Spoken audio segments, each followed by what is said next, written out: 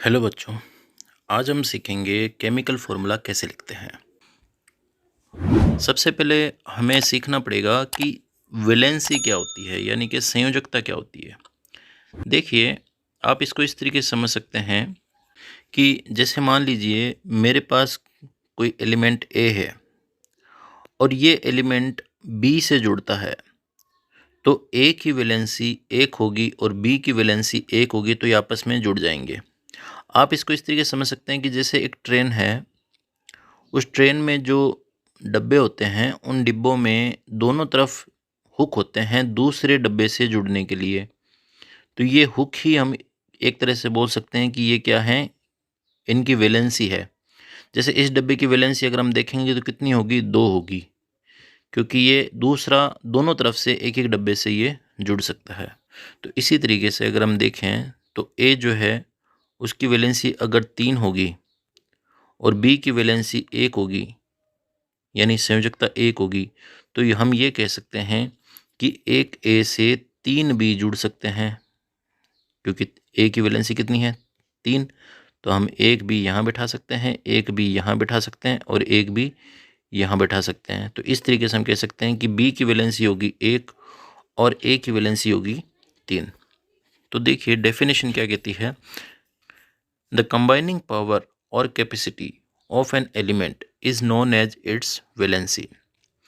It can be used to find out how atom or atoms of an element can combine with another atoms to form a chemical compound.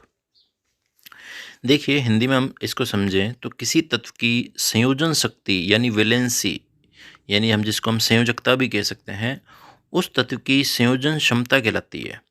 इससे ये ज्ञात होता है कि किसी तत्व का परमाणु अन्य तत्वों के कितने परमाणुओं से संयोग कर सकता है। ठीक है, तो जैसे कि मैंने आपको बताया कि जैसे ए है वो 3 बी से जुड़ सकता है, तो ए की वैलेंसी कितनी हुई, 3, और बी की वैलेंसी कितनी हुई, 1। अब देखिए हम इसे एक एग्जाम्पल और समझ सकते हैं जो कि आपकी एनसीईआरटी की बुक में दिया हुआ है कि मान लीजिए एक ऑक्टोपस है, तो ऑक्टोपस के 8 पैर होते हैं, 1 2 3 4 5 6 7 एंड 8। और मान लीजिए कोई बच्चा है उसके 2 हाथ हैं। ठीक है, तो अगर मैं आपसे ये कहूँ कि एक बच्चा ऑक्टोपस के 2 हाथों को पकड़ सकता है, तो ऑक्टोपस के सभी हाथों को पकड़ने के लिए कितने बच्चे होंगे। देखिए इस चित्र में आप समझेंगे कि एक बच्चे ने 2 हाथ पकड़ रखे हैं, तो टोटल हमारे पास बच्चे कितने हुए, 4। तो यानी हमें 4 बच्चों की ज़रूरत पड़ेगी, यानी एक ऑक्टोपस 4 बच्चों का हाथ पकड़ सकता है। अगर ऑक्टोपस को हम ओ लिखें और बच्चों को हम एच लिखें, तो फॉर्मूला इसका हम क्या लिख सकते हैं, OH4, यानी एक ऑक्टोपस 4H4 यानी 4 बच्चों से जुड़ा हुआ है। तो इसी तरीके से कुछ केमिकल फॉर्मूला बनाया जाता है। देखिए जैसे ये आपकी एनसीईआरटी की बुक में एक टेबल दी गई है जिसमें आपको कैटायन और एनायंस के चार्जेस क्या हैं, यानी धनायन और ऋणायन पर क्या आवेश रहता है। जितना आवेश होगा उतनी वैलेंसी होगी, उतनी संयोजकता होगी और वो उतने ही बंध बना पाएगा। जैसे हम यहाँ देखते हैं सोडियम, पोटेशियम, सिल्वर और कॉपर के ऊपर 1 प्लस आपको दिखाई दे रहा है, यानी इन सब की वैलेंसी होगी 1। इसी प्रकार से मैग्नीशियम, कैल्शियम, जिंक, आयरन और कॉपर पर +2 है, यानी इनकी वैलेंसी होगी 2, यानी ये 2 बंध बना सकते हैं। इसी प्रकार से एल्यूमिनियम, आयरन, इन पर 3 दिखा रखा है, यानी ये 3 वैलेंसी शो करेंगे। हाइड्रोजन, हाइड्राइड के क्लोरीन, ब्रोमीन, आयोडीन, इन सब पर 1 है, यानी इनकी वैलेंसी 1 होगी। ऑक्साइड और सल्फाइड वैलेंसी 2 होगी। नाइट्राइड की वैलेंसी 3 होगी। अब ये कुछ कंपाउंड्स होते हैं जो पॉली एटॉमिक होते हैं, यानी बहुपरमाणविक होते हैं। इनमें आप देखेंगे सिंगल सिंगल परमाणु हैं, लेकिन इनमें 2 परमाणु से मिलकर एक यौगिक बना हुआ है, जैसे नाइट्रोजन और हाइड्रोजन से मिलकर बना अमोनियम। तो इन पे जो संयोजकता होगी वो कंबाइंड होगी। तो यहाँ पर जो कंबाइंड संयोजकता आ रही है वो प्लस लिखा हुआ है, यानी कि +1 है, यानी इनकी वैलेंसी कितनी होगी, 1। इसी तरीके से हाइड्रोक्साइड OH- से बनता है, तो इसकी भी वैलेंसी कितनी होगी, 1। नाइट्रेट का वैलेंसी कितनी होगी, 1। हाइड्रोजन कार्बोनेट की 1 और कार्बोनेट की 2। सल्फाइड की 2, सल्फेट की 2 और फॉस्फेट की 3। तो ये एक बार टेबल आप ज़रूर देख लें अच्छे से। अब देखिए केमिकल फार्मूला बनाया कैसे जाता है। जैसे मुझे हाइड्रोजन क्लोराइड का फार्मूला बनाना है, तो इसमें क्या होगा, हाइड्रोजन और क्लोरीन।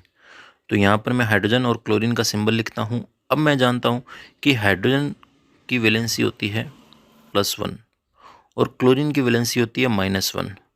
तो अब आपको क्या करना है, इसकी वैलेंसी को हाइड्रोजन की वैलेंसी के ऊपर ले जाना है और हाइड्रोजन की वैलेंसी को क्लोरीन की वैलेंसी के ऊपर ले जाना है। तो इस तरीके से हम देखते हैं कि दोनों पे एक एक वैलेंसी है, तो एक H एक Cl से जुड़ेगा तो फॉर्मूला बन जाएगा HCl। एक एग्जांपल और देखते हैं। जैसे हमें बनाना है हाइड्रोजन सल्फाइड का फॉर्मूला, तो सबसे पहले हम हाइड्रोजन का सिंबल लिखेंगे H और सल्फर का सिंबल लिखेंगे S। तो हाइड्रोजन की वैलेंसी होती है +1 और सल्फर की वैलेंसी होती है -2। अब ये 2 कहाँ चला जाएगा, हाइड्रोजन पर, और ये 1 कहाँ चला जाएगा, सल्फर के पास। दूसरी चीज़ आप यहाँ पे ये देखें कि H के पास सल्फर का 2 आया है, लेकिन उसको हम बेस में लिखेंगे, ऊपर नहीं लिखेंगे। ठीक है, तो इसका फॉर्मूला बनेगा H2S, H2S। ठीक है, इसी तरीके से हम कार्बन टेट्रा क्लोराइड का फॉर्मूला देखते हैं। टेट्रा का मतलब होता है 4, ये आप ध्यान रखें। तो कार्बन का सिंबल होता है C, क्लोरीन का सिंबल होता है Cl। कार्बन की वैलेंसी +4 और क्लोरीन की वैलेंसी होती है -1। तो अब ये 1 कार्बन के पास चला जाएगा और ये 4 जो है क्लोरीन के पास चला जाएगा। तो कार्बन हो जाएगा 1 और क्लोरीन हो जाएंगे 4, यानी CCl4। तो फॉर्मूला बन जाएगा CCl4। इसी तरीके से मैग्नीशियम क्लोराइड का फॉर्मूला देखते हैं। तो मैग्नीशियम का सिंबल होता है Mg, क्लोरीन का सिंबल होता है Cl। मैग्नीशियम की वैलेंसी कितनी है, +2, क्लोरीन की वैलेंसी कितनी है, -1।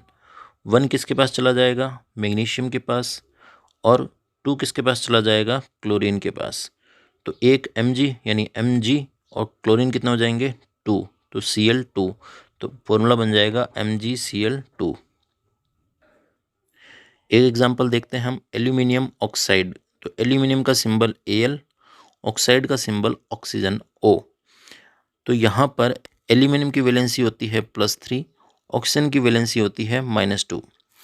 तो ये 2 किसके पास जाएगा, एल्यूमिनियम के पास, यानी Al2, और ये 3 किसके पास जाएगा, ऑक्सीजन के पास, यानी O3। तो फॉर्मूला बन जाएगा Al2O3। कैल्शियम ऑक्साइड का इसी तरीके से, कैल्शियम की वैलेंसी +2, ऑक्सीजन की वैलेंसी -2। अब यहाँ पर देखेंगे कि दोनों में 2 या सेम नंबर जब आ रहा है या एक दूसरे के मल्टीपल नंबर आते हैं तो हम उसे काट सकते हैं, जैसे मैथ्स में हम काटते हैं। तो यहाँ 2 से 2 कटेगा तो 1 आएगा, तो ये 1 और ये 1। तो इस तरीके से Ca भी 1 होगा और ऑक्सीजन भी 1 होगा। तो फॉर्मूला क्या बन जाएगा, CaO। तो ये आप ज़रूर याद रखें कि इनको काटना है। अब देखिए, अभी तक जो आपने एग्जाम्पल देखे वो सभी सिंगल सिंगल एटम के थे। अब काफ़ी सारे एटम से जब मिलकर के कोई कंपाउंड बनता है तो उसका हम फॉर्मूला किस तरीके से लिखेंगे। जैसे हमारे पास है सोडियम नाइट्रेट, तो सोडियम का सिंबल होता है Na, लेकिन नाइट्रेट का जो फॉर्मूला होगा वो NO3 होगा। तो इसका जो कंबाइंड वैलेंसी होती है वो -1 होती है और सोडियम की वैलेंसी होती है +1। तो ये 1 सोडियम के पास जाएगा और ये 1 नाइट्रेट के पास जाएगा, दोनों 1 1 है। तो फॉर्मूला क्या बन जाएगा, NaNO3। इसी तरीके से कैल्शियम हाइड्रोक्साइड का फॉर्मूला देखते हैं। तो कैल्शियम का सिंबल Ca, हाइड्रोक्साइड का सिंबल OH। हाइड्रोक्साइड का जो कंबाइंड वैलेंसी होती है वो होती है -1 और कैल्शियम की वैलेंसी होती है +2। तो इस 1 को हम कैल्शियम के पास ले जाएंगे और इस 2 को OH के पास ले जाएंगे, तो Ca 1 हो रहेगा और OH जो है 2 बन जाएगा, जिसको ट्वाइस बोलेंगे। तो 2 के लिए ट्वाइस और 3 के लिए थ्राइस यूज़ होता है, ये आप ध्यान रखेंगे। तो फॉर्मूला क्या बन जाएगा, CaOH का होल ट्वाइस। इसी तरीके से हमें दिया गया है सोडियम कार्बोनेट। सोडियम का सिंबल Na, कार्बोनेट का सिंबल CO3। इसका जो कंबाइंड वैलेंसी होगा वो -2 होगा। तो ये 2 जो है सोडियम के पास जाएगा यानी Na2, और ये 1 जो है कार्बोनेट के पास जाएगा यानी CO3। तो फॉर्मूला बनेगा Na2CO3। इस तरीके से अमोनियम सल्फेट का हम देखेंगे। तो अमोनियम का जो फॉर्मूला होता है वो होता है NH4 और सल्फेट का फॉर्मूला होता है SO4, ये इंपॉर्टेंट है। तो इसमें देखिए अमोनियम का जो कंबाइंड वैलेंसी बनती है वो है +1 और सल्फेट की कंबाइंड वैलेंसी बनती है वो -2। ये 2 जो है अमोनियम के पास चला जाएगा तो NH4 का होल ट्वाइस, और ये 1 जो है वो सल्फेट के पास चला जाएगा यानी कि 1। तो यहाँ पर ये बात आप ध्यान रखेंगे कि अमोनियम कंप्लीट के पास 2 गया है तो इसको हम ब्रैकेट में क्लोज करके फिर 2 लगाया है। तो इस तरीके से आपके जो NCERT के आधार पर क्लास 9 में जो केमिकल फार्मूला किस तरीके से बनाया जाता है हमने सीखा। वीडियो अगर आपको पसंद आया हो तो लाइक करें। Thank you.